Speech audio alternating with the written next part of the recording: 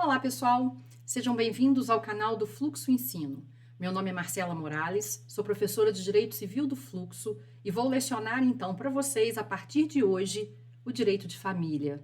Uma série de vídeos eu preparei para vocês e nós vamos começar hoje falando sobre a forma de constituição de família mais solene que nós temos. Vamos começar falando, portanto, sobre o casamento. O casamento é uma união que tem por objetivo a constituição de família e a comunhão plena de vida. Quando nós falamos em constituição de família, não estamos falando necessariamente em ter filhos. Não podemos esquecer aqui nesse ponto que o planejamento familiar ele é livre decisão do casal. A nossa Constituição Federal de 88 prevê de forma expressa que um casal, ao se casar e constituir família, não tem necessariamente que ter filhos. Ele escolhe quando, como e quando terá filhos, se quiser ter filhos. Essa comunhão plena de vida, por seu turno, é a assistência recíproca entre o casal, é a assistência mútua com relação ao respeito, à assistência material, à assistência emocional, à assistência social, enfim, a assistência ampla de um para com o outro. Mas para a gente poder falar em casamento, nós temos que passar previamente sobre a habilitação para o casamento. Como eu disse e repito, o casamento é uma forma de constituição de família solene. A legislação prevê de forma expressa requisitos para que essa habilitação para o casamento aconteça. Nós temos não apenas o Código Civil, mas temos também a Lei de Registros Públicos trazendo essa solenidade, essa formalidade. Então, o casal, os nubentes, como a lei chama, precisa comparecer ao cartório de registro civil, para poder dar entrada com essa habilitação para o casamento. Transcorrido os proclamas, esse casamento vai ser celebrado, para aí sim, preenchidos todos esses requisitos e todas essas formalidades, nós estarmos diante de um casamento na forma civil. Mas o mais importante para a gente poder abordar aqui é com relação à capacidade para o casamento. O Código Civil de 2002, vigente até o momento, ele prevê que a idade núbio é 16 anos. 16 anos para ambos os nubentes. Temos que ter, então, a idade mínima, que é de 16 anos, prevista na legislação, mas com a autorização dos pais. Por quê? Dos 16 aos 18 anos, nós ainda estamos diante de pessoas relativamente capazes. Por esse motivo, o nosso Código Civil, apesar de trazer a idade núbio como 16 anos, prevê que dos 16 aos 18 anos incompletos, os representantes legais desses menores devem autorizar esse casamento. A partir dos 18 anos, com a capacidade civil, aí sim nós podemos falar em capacidade para o casamento sem necessidade de autorização dos pais. Mas é importante a gente ter em mente que, recentemente, em 2019, nós tivemos uma alteração do artigo 1520 do Código Civil. O artigo 1520, antes dessa alteração, ele permitia que em situações excepcionais os menores de 16 anos pudessem se casar mediante autorização judicial. Era o caso, por exemplo, de gravidez. Só que com essa alteração trazida em 2019 para a redação do artigo 1520 do Código Civil, nós tivemos a proibição expressa do casamento para os menores de 16 anos. Só que essa nova redação desse artigo 1520 acabou trazendo uma atecnia, na verdade, uma lacuna com relação aos efeitos na hipótese de o casamento do menor de 16 anos acontecer na prática. E isso gerou um amplo debate, uma ampla discussão no campo doutrinário. Por quê?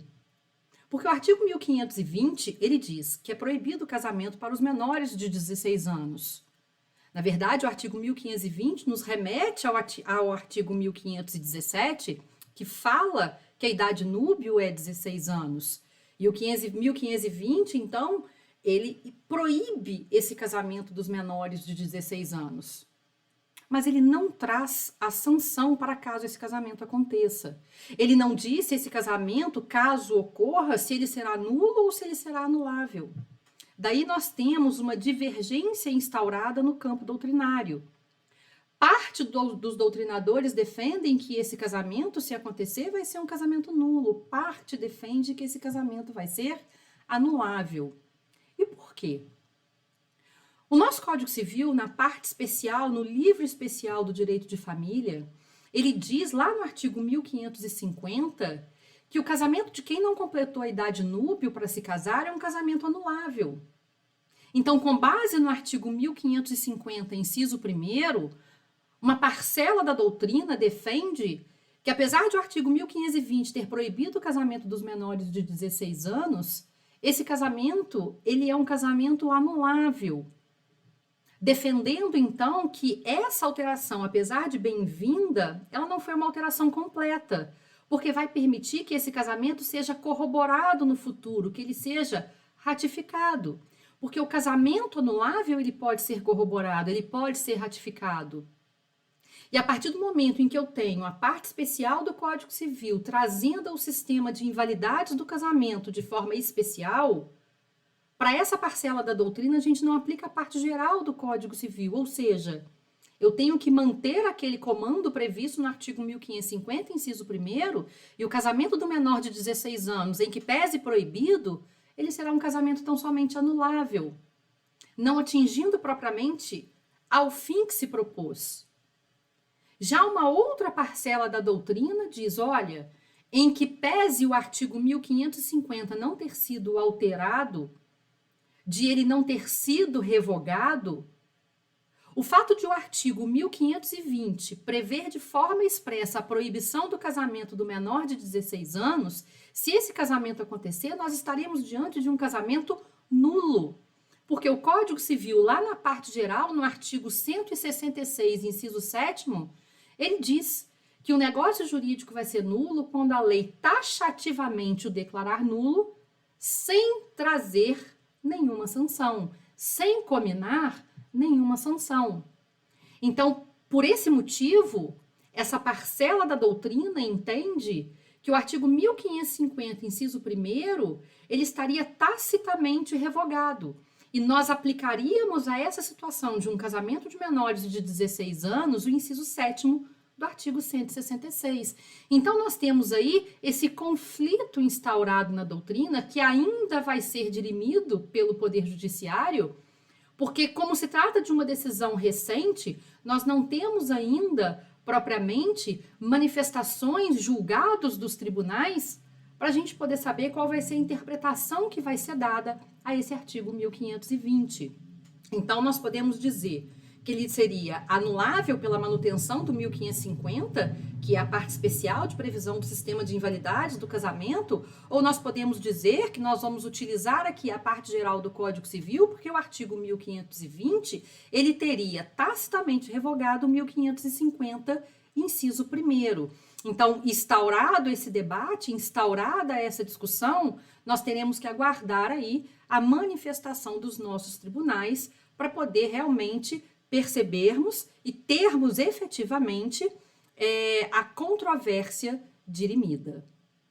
Mas retomando aqui a nossa idade núbil e a necessidade de autorização para o casamento, é importante deixar claro que se porventura os representantes legais, os pais, os tutores, os guardiões, se eles se recusarem a autorizar esses adolescentes entre 16 e 18 anos a se casarem, é possível o chamado suprimento judicial, em que esses nubentes adolescentes que estejam na idade núbil, eles peçam ao juiz, eles compareçam ao Poder Judiciário para poder requerer esse suprimento judicial. Caso o judiciário autorize, se o juiz então autorizar, esse casamento ele vai acontecer mesmo diante da recusa de autorização dos pais ou dos representantes legais. E se porventura, na verdade, ao invés de termos aí a recusa de ambos, nós tivermos a recusa de um dos pais ou de um dos representantes, na discordância deles, também é possível uma autorização do judicial, a partir do momento em que o pai ou a mãe, o representante legal que autoriza o casamento, ou os próprios nubentes, o próprio adolescente que queira se casar, ele também busque aí a presença do Poder Judiciário para que o juiz se manifeste, dirimindo essa discordância, essa controvérsia entre os representantes legais. Uma vez celebrado regularmente o casamento do adolescente, do menor em idade núbil, a incapacidade ela vai cessar. O artigo 5º, lá no parágrafo único do Código Civil, ele prevê de forma expressa que uma das formas de emancipação é o casamento. Então, com o casamento, os menores, eles passam a ter capacidade, mas não podemos confundir capacidade com maioridade. A maioridade, ela vai acontecer aos 18 anos, pois assim determina o nosso Código Civil. Em contrapartida, com o casamento do menor que esteja em idade núbil, ele se torna uma pessoa capaz. Mas a gente não pode esquecer que se porventura esse casamento ele venha a ser anulado ou declarado nulo por algum motivo, essa capacidade ela vai cessar, ou seja, esses menores que adquiriram a capacidade pelo casamento, diante da invalidação posterior do casamento, se ela acontecer, eles retornam ao estado anterior de incapacidade. Outro ponto importante para a gente falar aqui de capacidade para o casamento e de validade do casamento é aquilo que se refere ao casamento da pessoa que seja portadora de deficiência mental. Isso porque o Estatuto da Pessoa com Deficiência, que é a Lei 13.146 de 2015, que teve a sua vigência em 2016, ela trouxe várias alterações para o Código Civil, trouxe alteração para o Instituto, das Capacidades, e nós temos agora absolutamente incapazes somente aquelas pessoas menores de 16 anos. A partir do momento em que a pessoa atinge 16 anos, ela está na idade núbil, e a partir do momento em que ela tem 18 anos, ela tem capacidade plena de acordo com o nosso Código Civil. Então, qual é a dúvida que surge ou que pode surgir aqui para nós com relação ao casamento? Primeiro, o Estatuto da Pessoa com Deficiência, lá no artigo 6º, ele diz que toda pessoa é capaz civilmente. Ela pode se casar, ela pode ter filhos, ela pode adotar, ela tem a sua livre escolha sexual, a sua liberdade sexual garantida. Então, por esse motivo, a gente não pode mais impedir o casamento de uma pessoa que seja portadora de deficiência mental. Uma pessoa portadora de deficiência mental, ela é livre para se casar, ela é livre para escolher o seu nubente. Se uma pessoa com deficiência mental se casar, o casamento é válido, o casamento é eficaz. É claro que o que ela tem que respeitar é a idade núbil, que é 16 anos. E dos 16 aos 18, ela tem que ter a autorização dos pais, ela tem que ter a autorização do seu representante legal. Ou seja, eu tenho aqui os mesmos requisitos que são previstos lá no artigo 1517, lá no artigo 1520, para a pessoa que seja portadora de deficiência mental. E por que eu estou fazendo questão de deixar isso aqui claro para vocês? Porque antes do Estatuto da Pessoa com Deficiência, uma pessoa portadora de deficiência mental, ela não era considerada uma pessoa capaz, e uma vez casada, o casamento ele era considerado um casamento nulo. A própria lei cominava esse casamento com a sanção da nulidade. É o que era previsto lá no artigo 1548. Então, a gente tem que ter bastante atenção para esse ponto, porque a partir do momento em que entrou em vigência o Estatuto da Pessoa com a Deficiência, a Lei 13.146, a pessoa portadora de deficiência mental pode se casar, esse casamento é válido, esse casamento ele é eficaz.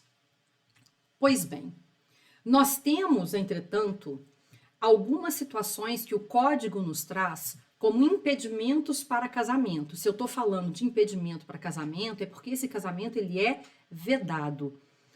Se as pessoas se enquadrarem em uma dessas situações, esse casamento ele vai ser um casamento nulo, passível de declaração de nulidade através da ação judicial competente.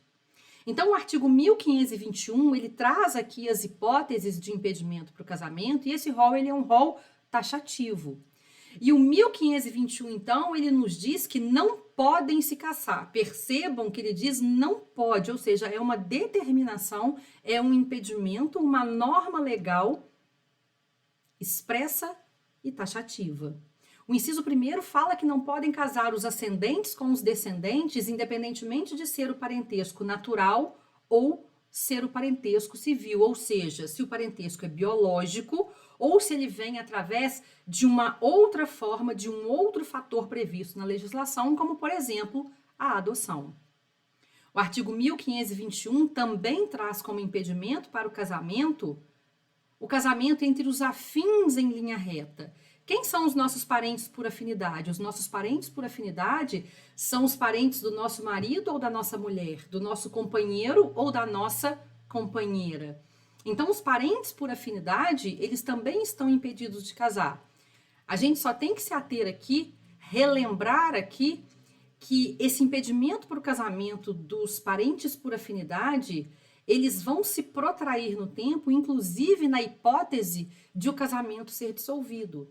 Então, se você tem um casal casado, legalmente casado, o seu sogro, a sua sogra, você tem um impedimento para casamento para com eles, não apenas, por óbvio, enquanto você está casado com o filho ou com a filha deles, mas você também vai continuar tendo esse impedimento caso você venha se divorciar do filho ou da filha deles. Você não pode, no futuro, mesmo divorciado, se casar com seu sogro ou com a sua sogra. E por que eu não estou dizendo ex-sogro e ex-sogra? Porque não existe para o direito civil ex-sogro e ex-sogra. O artigo 1595 do Código Civil, ele diz que o parentesco por afinidade na linha reta, ele não se dissolve jamais. Então, como eu tenho o hábito de brincar, se você se casar 5 vezes, se divorciar 5 vezes, você não tem 5 ex-sogros e 5 ex-sogras. Você tem 5 sogros e 5 sogras. E você não pode se casar com ele ou com ela, mesmo estando divorciado, porque esse impedimento para o casamento se protrai para após o divórcio, haja vista esse parentesco por afinidade na linha reta não se dissolver jamais. Mas continuando aqui nos nossos impedimentos para o casamento, o inciso 3º diz que o adotante não pode casar com quem foi cônjuge do adotado e o adotado não pode se casar com quem foi cônjuge do adotante. Na verdade, o que esse inciso está dizendo é que não podem se casar sogro, sogra com o marido, com a mulher do seu filho ou da sua filha. Porque, na verdade, a gente está diante de um parentesco por afinidade. E o parentesco por afinidade, como eu disse e repito, ele não se dissolve. E a gente também tem como impedimento para o casamento o fato de o casal ser irmão. Então, se eu estou diante de irmãos, tanto unilaterais quanto bilaterais, esse casamento, ele não pode acontecer, porque a gente tem um impedimento legal previsto. E também os demais colaterais até o 3º grau, inclusive esse parente por 3º grau. Então, tios e sobrinhos não podem se casar. Tias e sobrinhos não podem se casar. Só que a gente não pode esquecer da exceção à consanguinidade. Ou seja, apesar de o inciso 4º do artigo 1521 prever de forma expressa que irmãos unilaterais ou bilaterais e os demais colaterais até 3º grau não poderem se casar, nós temos o Decreto-Lei 3.200 de 1941, que ainda está vigente, prevendo uma exceção a essa consanguinidade. É o chamado casamento avuncular.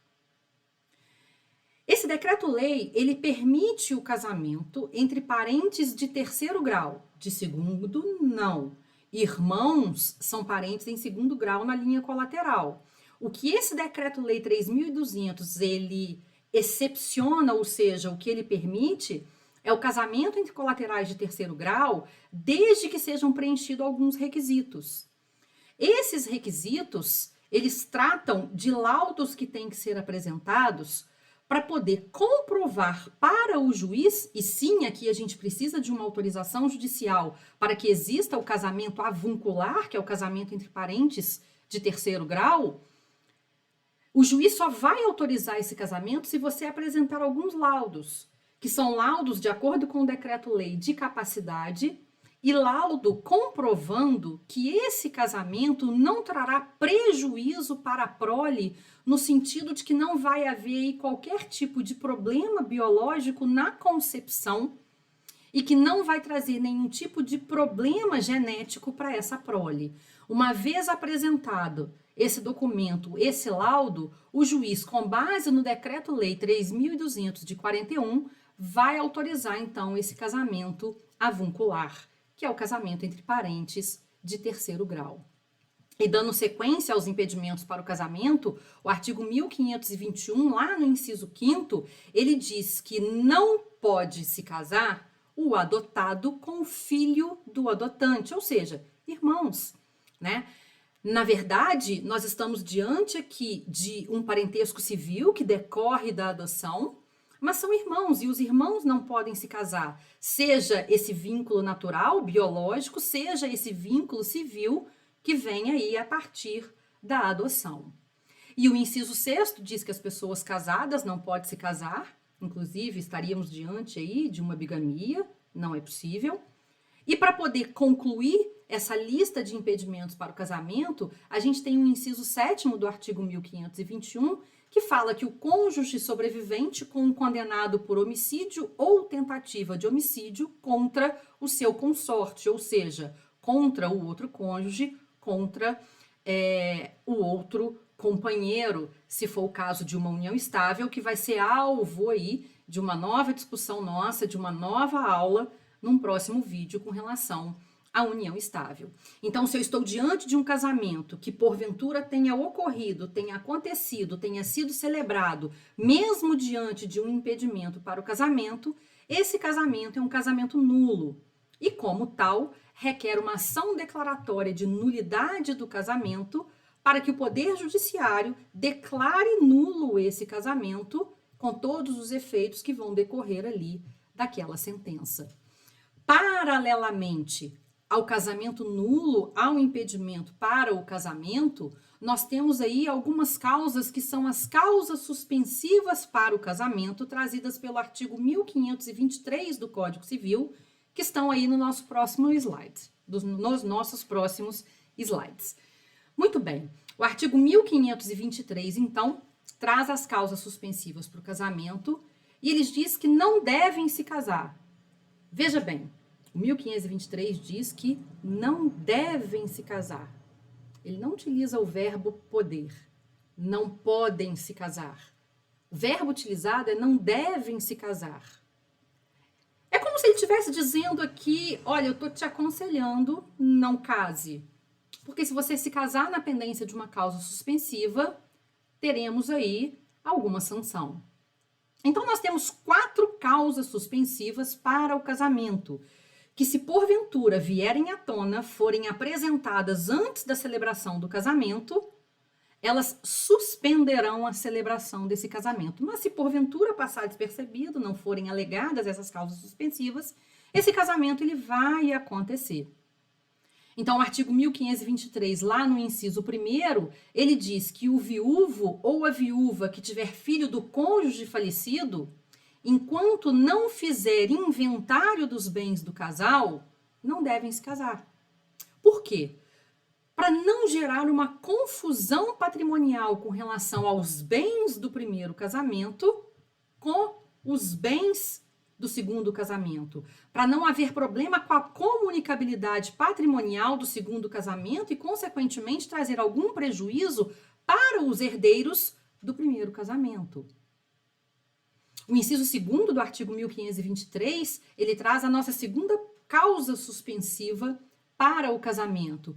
E ele diz que não devem se casar a viúva ou a mulher cujo casamento se desfez por ser nulo ou anulável até 10 meses depois do começo da viuvez ou da dissolução da sociedade conjugal.